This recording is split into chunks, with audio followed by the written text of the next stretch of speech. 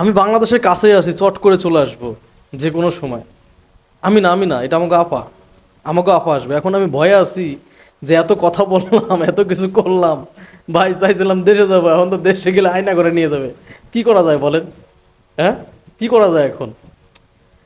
বিপদে পড়ে গেলাম, ভাবছিলাম যে অনেকদিন পরে দেশে যাব, বাচ্চা কাচ্চাদের সাথে একটু সময়, ভালো সময় পার করব, এখন তো সেটাও হইতেছে না। দেশে গেলেই তো আয়না করে রাখবে, কারণ আপা আবার চলে আসতেছে দেশে। আপা কি দেশে আসতে পারবে? চট করে চাইলে দেশে আসতে পারবে?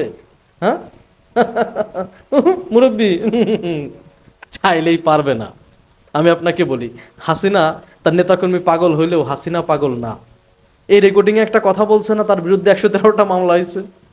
হ্যাঁ, তার বিরুদ্ধে 113টা মামলা হয়েছে। ওই যে এতদিন বিএনপিকে বলছে না যে বিএনপি বিভিন্ন দেশের কাছে ধর্ণা ধরে, বিভিন্ন জায়গায় ধর্ণা ধরে, আওয়ামী লীগের দুর্নাম করে। এখন শেখ হাসিনা কি বলছে, তানমিন নাকি তার সাথে কথা বলছে, কি বলছে যে বিভিন্ন জায়গায় এইসব জিনিস দাও, এইসব ডকুমেন্ট পাঠাও, যে কি করছে না করছে, মানুষগুলাকে ঝোলাই মারছে, হ্যান ত্যান, সব ডকুমেন্ট পাঠাও। কেন এখন ধর্ণা দিতেছো কেন? হ্যাঁ, ক্ষমতার গ্যারাকল কি দেখছো? হ্যাঁ, মানে সুসময় আর দুঃসময় কি এটা বুঝতে পারছো এখন? খুব সুন্দর করে বুঝতে পারছো আপা। এই জন্য এখন বিভিন্ন দেশে ধর্ণা ধরা শুরু করছো। হ্যাঁ, আচ্ছা আসেন বলি, সে কি দেশে আসবে? আচ্ছা, আপনি বলেন, সে কি দেশে আসবে? তার এত বড় সিস্টেম ছিল, তার কাছে ছিল পুলিশ, তার কাছে সেনাবাহিনী, বিজিবি, সব কিছু ছিল। তারপর সে দেশ ছেড়ে চলে গেছে। এই মুহূর্তে তার 2টা রেকর্ডিং ফাঁস হয়েছে। সে যদি দেশে আসবে, কার ভরসা আসবে? নেতাকর্মীদের ভরসায়। একটা রেকর্ডিংয়ে সে বলছে, ওই আরেকজন লোকের সাথে কথা বলতেছিল, সিদ্দিক নাকি নাম, আই থিঙ্ক, ইউরোপের।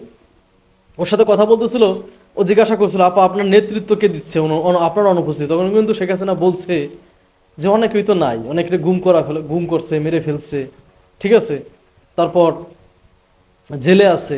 এটা কিন্তু শেখ হাসিনা একটা ট্রিক্স। এই মুহূর্তে শেখ হাসিনা যদি দেশে আসবে, তাহলে এই রেকর্ডিংটা কেন ফাঁস করবে বলেন? এখন সে চিন্তা করছে জামাত ইসলামের সাথে বিএনপির লাগাই দিছি, আবার ছাত্রদের সাথে আবার বিভিন্ন দলের লাগাই দিছি, এখন আমি দেশে আসতে পারি। মুরব্বী, বাংলাদেশে আওয়ামী লীগের যদি 30 থেকে 40% সমর্থন থাকে, ধরে নিলাম 40% সমর্থন, আরও 60% কিন্তু সাধারণ জনগণ। এটা মাথায় রাখতে হবে। আর চোরের মন থাকে কি? Police police. যে চুরি করে সে কিন্তু পুলিশ দেখলে এমনি দৌড় দেয়। শেখ হাসিনা চুরি করছে, সাধারণ জনগণ দেখলে শেখ হাসিনা বাঘের মতো ডরাবে। হুম, আওয়ামী লীগ যদি 40% রাজপথে নেমে চলে আসে, সাধারণ জনগণ 20% নামলে পুলিশ প্রশাসন সব তো নিরপেক্ষ থাকবে। আগেই কিছু করতে পারে না, পুলিশ প্রশাসনের শিক্ষা হয়ে গেছে না? হাসিনা কি করছে, শিক্ষা হয়ে গেছে না পুলিশ প্রশাসনের? একে দাবরে আবার ইন্ডিয়ায় যাইতে হবে। জানি না ইন্ডিয়া যাওয়ার সম্ভাবনা, মানে যাইতে পারবে কিনা। হুম, সে ইন্ডিয়ায় ঢুকতে পারবে কিনা এটা সন্দেহ আছে। যাই হোক, সে জাস্ট নেতাকর্মীদের মনোবল ধরে রাখার জন্য নিজেই রেকর্ডিংটা ফাঁস করছে। আপনারা জানেন দিল্লিতে সে আছে এবং তাকে গৃহবন্দীর মতো করে রাখা হয়েছে। ইন্ডিয়ান নিউজ পেপার এটা মানে প্রচার হয়েছে, বিভিন্ন টিভি চ্যানেল প্রচার করছে যে এক ধরনের গৃহবন্দী। তাহলে সে কিভাবে কথা বলে?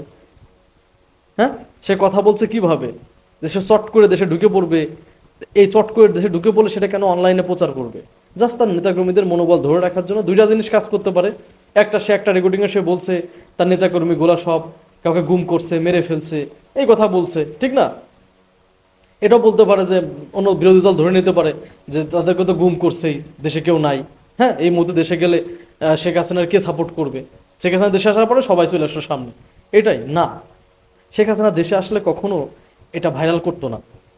সে গোপনে চলে আসতো, মানে হুট করে চলে আসতো, এটা ভাইরাল করতো না। আর দেশে আসবে কার ভরসায় বলেন? শেখ হাসিনার সাথে পুলিশ প্রশাসন থাকার পরেও তার নেতাকর্মীরা তারা রক্ষা করতে পারে নাই।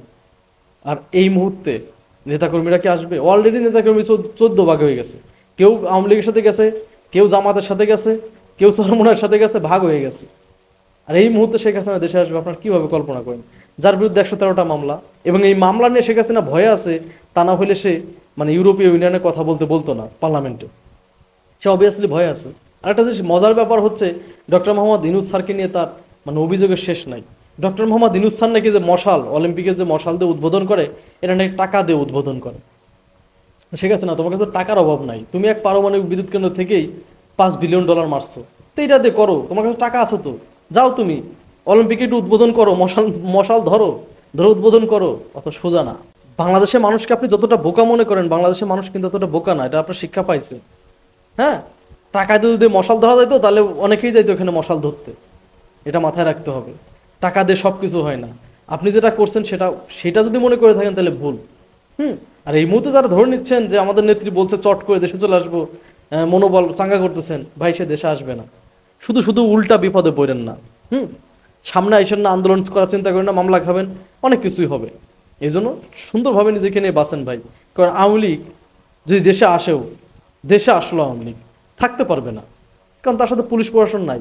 পুলিশ আগের মতো গুলি চালাবে না, বিজিবি আগের মতো গুলি চালাবে না, এটা মাথায় রাখবে।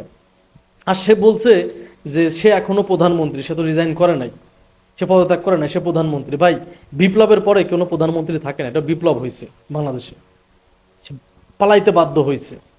হ্যাঁ, বিপ্লবের পরে ওই পদত্যাগ করার প্রয়োজন হয় না, এটা হয়তো আপনারা অনেকে জানেন না। হ্যাঁ, জেনে নেবেন আর কি। যাই হোক, সে চেষ্টা করতেছে। সে প্রধানমন্ত্রী হিসাবে ঢুকলেও সে কি পারবে? সেটা আবার পলাইতে হবে তার।